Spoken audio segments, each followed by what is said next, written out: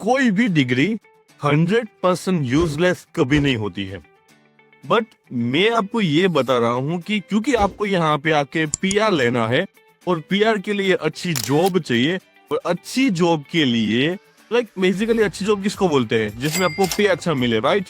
तो ये जो डिग्रीज है उसमें ना तो आपको, मैं आपको आगे बताऊंगा कि जॉब का कितना चांसेस है या फिर फुल टाइम जॉब का कितना चांसेस है, कितना आपको पे मिलेगा पर आवर, एंड पीआर के कितने चांसेस है वो भी मैं बताऊंगा।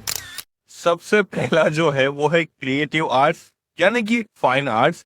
इसके अंदर जो कोर्सेस आते हैं वो होते हैं bachelor of visual arts, bachelor of design जिसमें फाइन आर्ट, स्कल्पचर या फिर फोटोग्राफी सब कुछ आ जाता है, and bachelor of applied art. ये जो कोर्सेस है ना वो सारे कोर्सेस बस पैशंस के लिए अच्छे हैं, बट न्यूजीलैंड में जॉब मिलना बहुत ही मुश्किल होता है। मोस्टली ये सब चीजें जो है ना वो फ्रीलांसिंग में होती है, और अगर जॉब मिल भी गई तो फुल टाइम नहीं मिलती है, और अगर मिल भी गई तो उसका पे जो होगा वो 26 से लेके $30 पर आवर होगा, जिसमें आपके पीआर के जो चार्जेस है वो नहीं बनते हैं। तो बेसिकली अगर साइड में आप मार्केटिंग को लेके डिजिटल मार्केटिंग ऐसा कोई कोर्स ले लेते हो तो हाँ, वहां पे चांसेस है कि आपका पीआर जो है वो हो जाएगा। अच्छा, और आपको पता है ये सारे कोर्सेज में एजेंट को ज्यादा कमीशन मिलता है, इसलिए वो सोचते हैं कि अगर ये कोर्स आपको गिरा दिया तो उसका भी पैसा बन जाएगा और आपका जो भी होगा वो देखा जाएगा बाद में। और दूसरा है अपना मीडिया स्टडीज और जर्नलिज्म वगैरह जो बोलते हैं ना, उसके अंदर जो कोर्सेज आते हैं वो होते हैं जैसे कि bachelor of communication studies, bachelor of screen arts या फिर bachelor of broadcasting and journalism. तो ये इंडस्ट्री है ना आजकल बहुत ज्यादा सेचुरेटेड है, और रिसेंटली में बहुत सारी मीडिया कंपनी जो है वो लिक्विडेशन में भी जा रही है। फिर भी अगर आपको जॉब मिल गई तो आपका जो पे होगा वो रहेगा 28 से लेके $35 पर आवर का। पीआर के चांसेस में नहीं है क्योंकि ये स्किल शॉर्टेज में नहीं आता है। और सबसे बड़ी दिक्कत ये होती है कि हमारा जो एक्सेंट होता है, इंडियन एक्सेंट, वो यहाँ पे एक्सेप्ट करना थोड़ा सा मुश्किल है। तो आज तक मैंने कोई भी रिपोर्टर या फिर ऐसे कोई देखा नहीं है जो इंडिया से हो और अपना एक्सेंट यूज कर रहा हो। और आपको पता है कि आपको स्टूडेंट वीजा के रिलेटेड कोई भी क्वेरी है या फिर कौन सा कोर्स चूज करना उसके लिए कोई भी क्वेरी है तो आप मेरा कांटेक्ट कर सकते हो, वो बिल्कुल फ्री है। डिस्क्रिप्शन में लिंक मिल जाएगी, आप मेरा कांटेक्ट वहां से कर लेना। तीसरा जो सब्जेक्ट है मैं चाहूंगा कि आप कॉपी लेके बताओ, वो है ह्यूमैनिटीज, फिलोसॉफी या फिर कल्चरल स्टडीज, जिसके अंदर कोर्सेज आते हैं बैचलर ऑफ आर्ट जिसको बीए बोलते हैं हम लोग, या फिर bachelor of social science. Absolutely useless, यहाँ पे कोई वैल्यू नहीं है। ना तो आपको जॉब मिलेगी, जॉब रेंज बहुत ही डाउन है, ना तो आपको पीआर मिलेगा। पर एक बार है, अगर आपने इसके साथ कोई और डिप्लोमा कर लिया जैसे कि एचआर हो गया या फिर कोई एजुकेशन कोर्स कर दिया तो हो सकता है कि आपका पीआर हो जाए। नंबर 4 पर है अल्टरनेटिव थेरापी कोर्सेज, जिसके कोर्सेज के जो नाम है वो है diploma in massage therapy, bachelor of natural medicine, certificate in reflexology.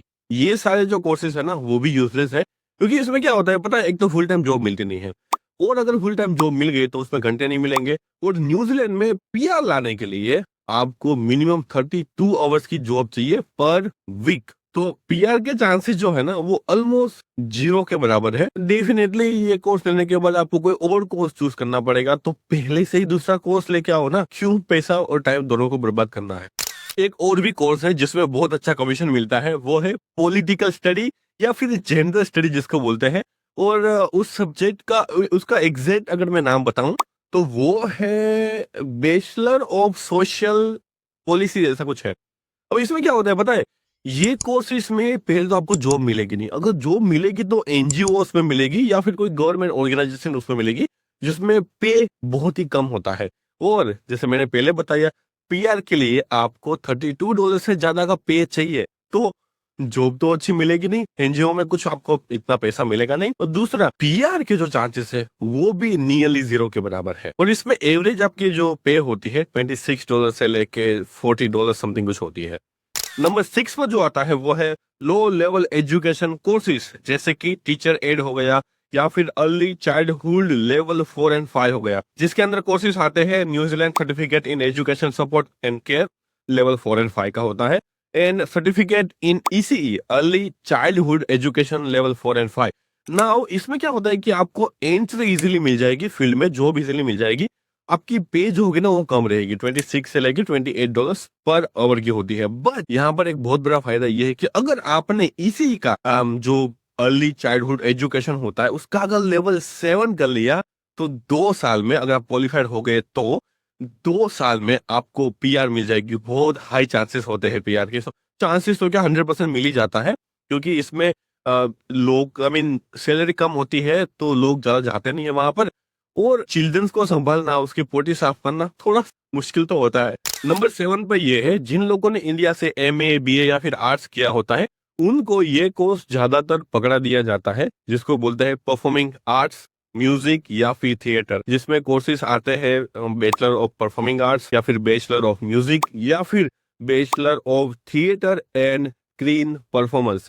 ये जो फील्ड है पूरी टैलेंट बेस्ड है, और दूसरा ये कि उसमें फुल टाइम जॉब मिलना मुश्किल है, मोस्टली फ्रीलांसिंग आपको करना पड़ता है, तो विदाउट जॉब आपको पीआर नहीं मिलेगी, और अगर जॉब मिल भी गई तो आपका पे रहेगा 25 से लेके $35 पर आवर। नाउ पीआर के चांसेस वेरी वेरी लो है, क्योंकि ये जो स्किल्स है वो एक वीजा आता है, टैलेंट करके वीजा होता है, टैलेंट स्किल ऐसा कुछ वीजा आता है, उसके थ्रू आपको पीआर मिल सकती है।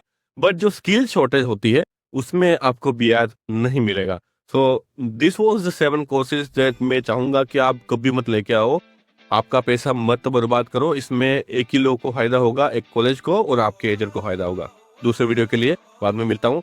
कुछ भी हेल्प चाहिए डिस्क्रिप्शन में मेरी वेबसाइट की लिंक है, वहां से आप मेरा कांटेक्ट कर लेना, वो बिल्कुल फ्री है। स्टूडेंट वीजा के रिलेटेड कोई भी क्वेरी हो बिल्कुल फ्री है। मिलता हूँ दूसरे वीडियो में, तब तक के लिए जय हिंद।